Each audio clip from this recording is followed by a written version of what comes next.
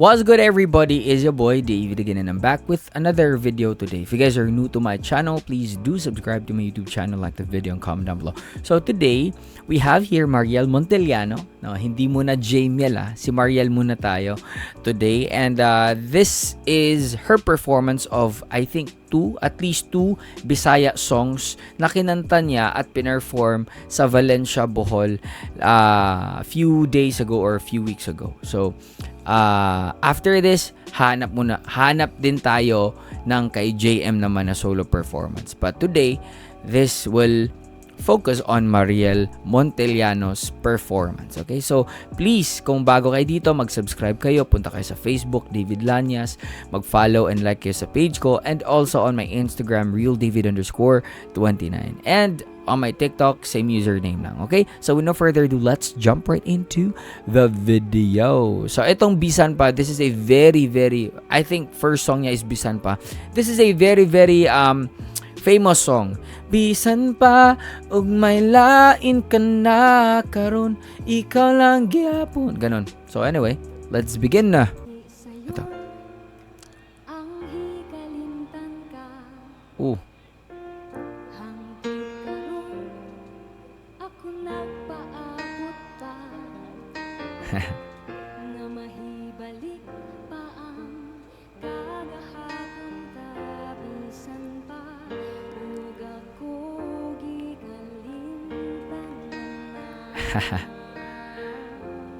It's very refreshing to listen to her singing sa kanyang mother tongue or mother language, no? And it sounds so good.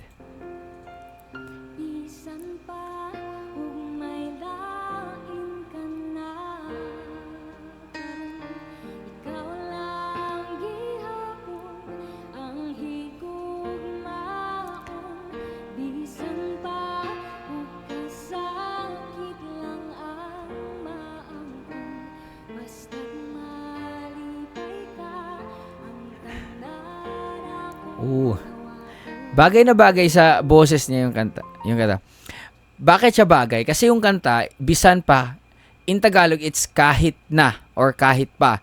Kahit bisan pa ug may lain ka na karon, it means kahit na may iba ka na ngayon. Okay? Kasi yung boses ni Mariel is very may emotion talaga at it's very sweet and soft, no? And para siyang nagsusumamo pa rin, no, in a very sweet manner na andun pa rin yung pag-ibig niya, no, sa pagkanta niya kahit meron ng iba yung minamahal niya. O, 'di ba? Kahit puro sakit lang ang hatid noon sa kanya, pero andun pa rin yung representation ng pag-ibig sa boses ni Mariel. Kaya bagay na bagay sa kanya. It's very sweet, lovely.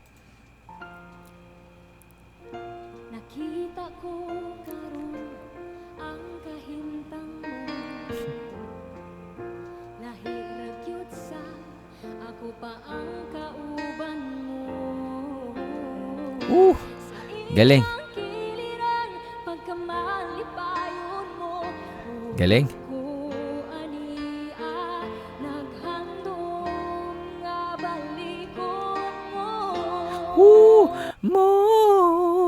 Nice. I love that. Bisan pa. Kamu na. Kayo naman. Ugway lain ka na karon, ikaw lang.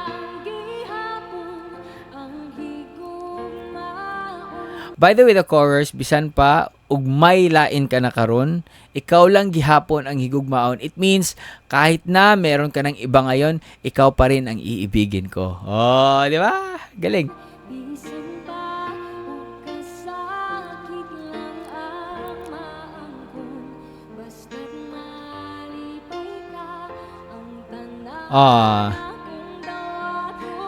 Sa part na yon, kahit na puro lang sakit yung maaangkin ko, okay lang. Basta happy ka. O, di ba? Sakit ng kantang to, pero very, very sweet yung pagka-deliver niya nito eh.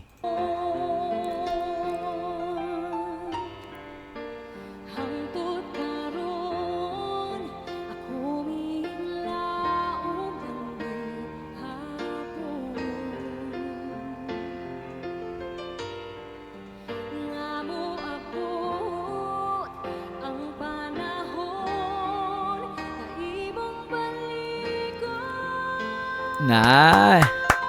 Galing. Galing po ng konting bali doon, oh.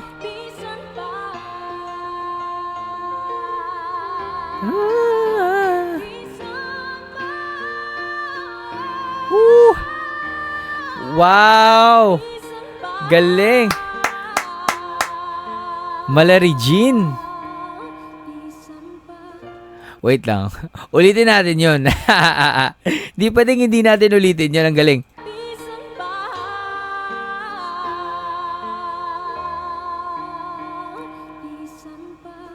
Ay! Dito yun, oh. Ayan.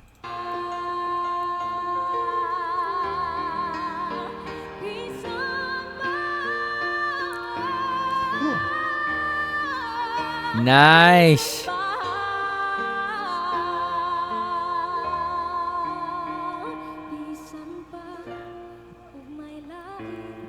Kana karon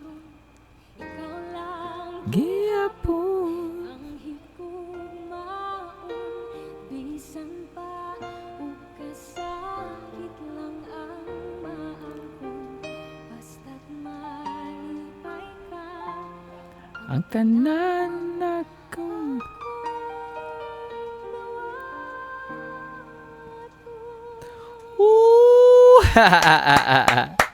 Galing. Disclaimer lang ha. Wala gini kalabutan ang akong mga gi-prepare nga kantang binisaya. Sa ako. I-celebrate karong gabi. So, since nasugda na magid ni kay this is the Proud Bisaya concert. Napod ko gi-prepare nga another Bisaya song. Are you ready to hear it?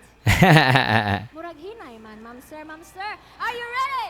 Alright. Kani ka medyo bugat. Ang ano pala, no, ang jolly pala niya, lalo na pagka nagbibisaya siya. So, she's really very comfortable sa Bisaya. Well, obviously, she's from Cebu, di ba?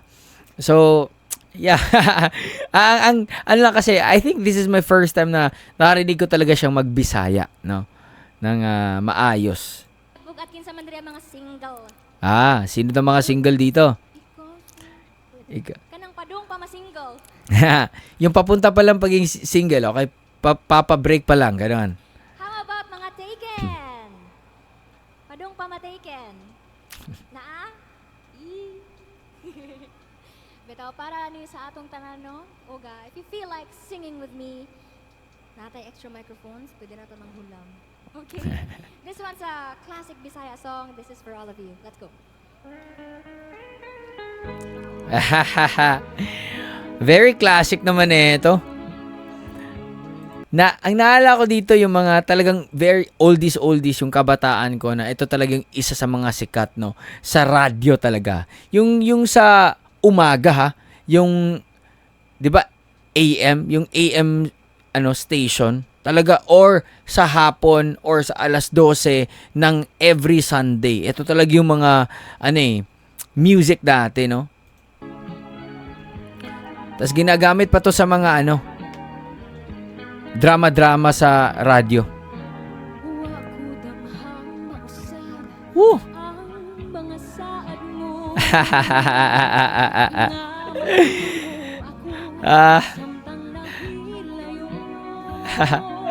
Ang galing. Very nostalgic nung kanta. And yung delivery niya talagang andun yung puso, andun yung intent, no, ng pagkanta dito. Gisaligan kong tanan mga panumpa. Kay gimahal ko ikaw sa walay sama. Woo!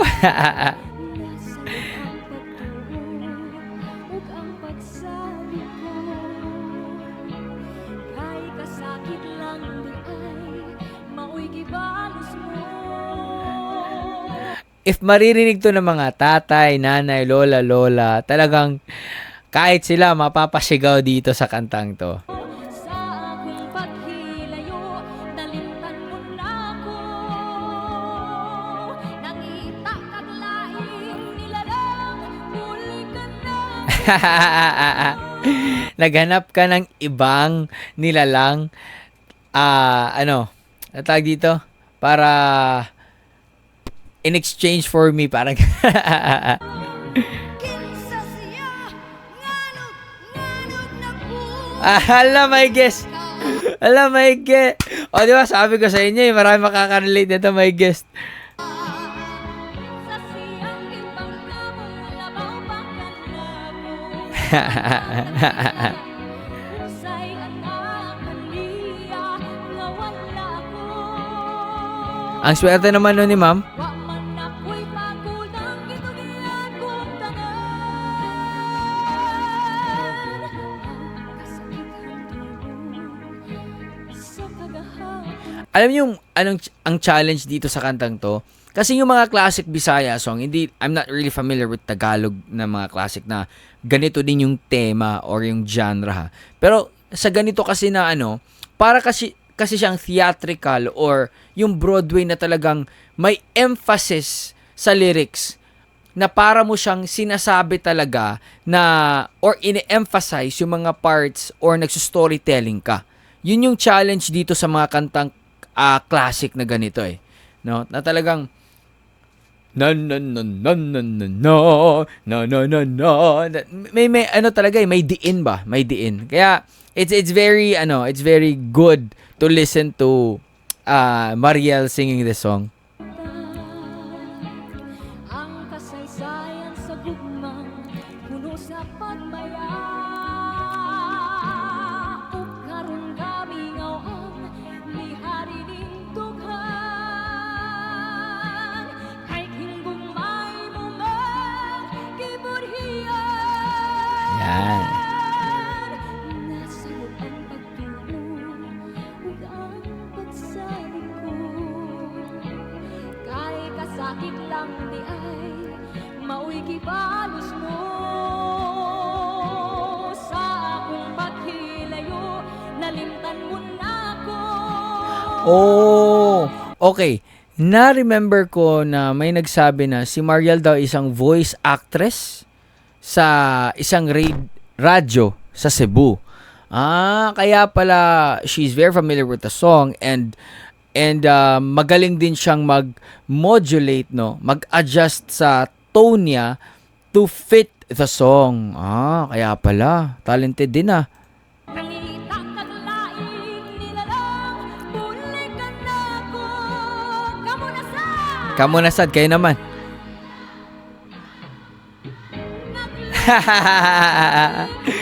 I'm pretty sure maraming oldies sa dito sa audience. Galing. kinsa siyang ipangkamong labaw pagkanako. Unsay anak kaniya nga wala ko. Wa man ako'y magulang gitugian kong tanan.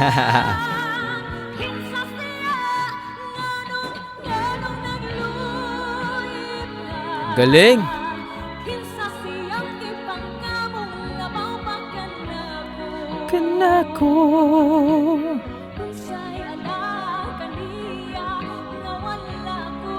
Nawala ko. Nice, man. Wa man ang daghang salamat pa. Ulang gitugian kong tanan. Kinsa siya. Mana. Wow, ang galing. Sobrang galing, man. Legit. Sobrang galing. Nice. I wish, no?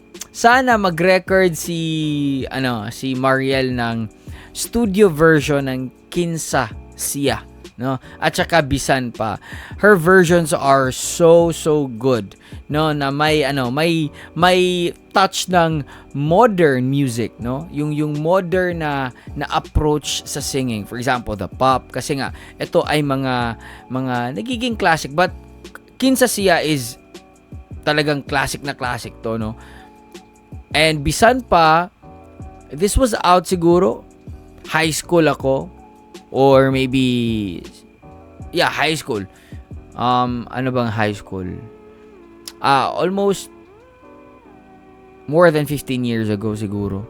I don't know. Pero nagiging classic na din to in terms of pop rock, no? Or biz rock. Ang tinatawag namin is biz rock.